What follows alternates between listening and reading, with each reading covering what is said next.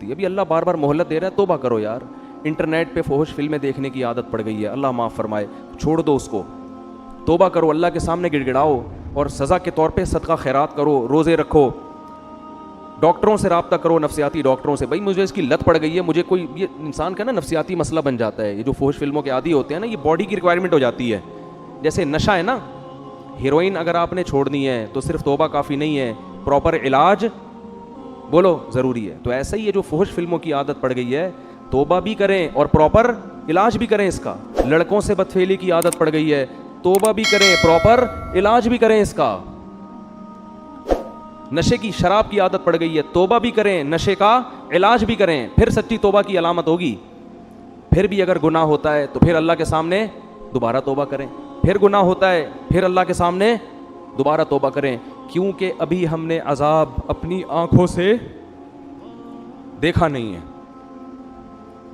اس لیے 100 بار بھی اگر کسی نے فحش فلمیں دیکھ کے توبہ کی ہے نا, ابھی بھی توبہ کا دروازہ کھلا ہوا ہے. ایک صاحب نے مجھے بتایا فون پہ کہ میں فحش فلموں کا عادی ہو گیا. ایک نوجوان نے بتایا, میں حج کر کے آیا, اس کے بعد پھر مجھ سے دوبارہ گناہ ہوا ہے. میں اتنا مایوس ہو گیا ہوں کہ یار حج میں بھی نہیں چھوٹا. میں نے کہا کوئی بات نہیں, دوبارہ کیا کرو, بولو توبہ کرو. شیطان بار بار آپ کو پٹخ رہا ہے تو آپ بھی شیطان کو بار بار پٹخو.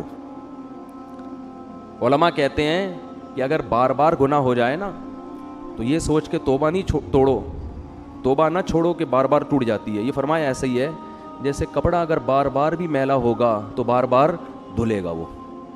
یہ نہیں ہو سکتا کہ جی اب کیونکہ 3 دفعہ میلا ہو چکا ہے اب میں واشنگ مشین گھر سے نکال کے پھینک دوں گا, اب میں میلا ہی پھروں گا.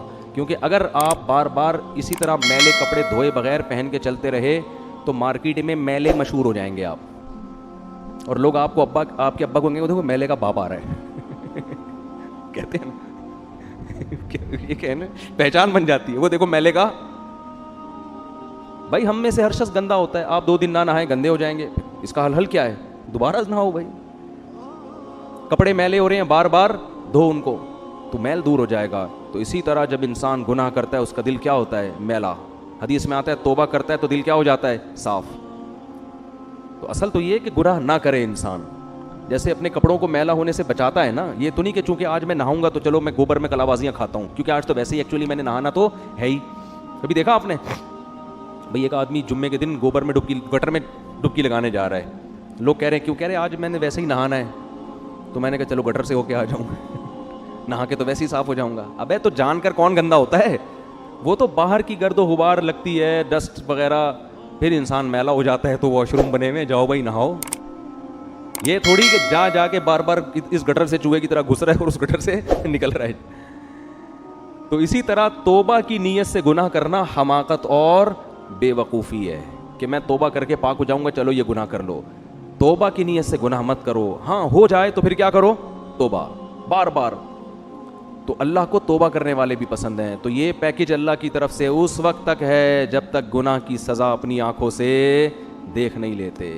تو اللہ تعالی ہم سب کو گناہوں سے بچنے کی توفیق عطا فرمائے, اور اللہ نہ کرے اللہ نہ کرے اللہ نہ کرے کبھی کوئی گناہ ہو جائے تو فوراً سچی توبہ کی توفیق عطا فرما دے, دنیا سے پاک صاف ہو کے جائیں.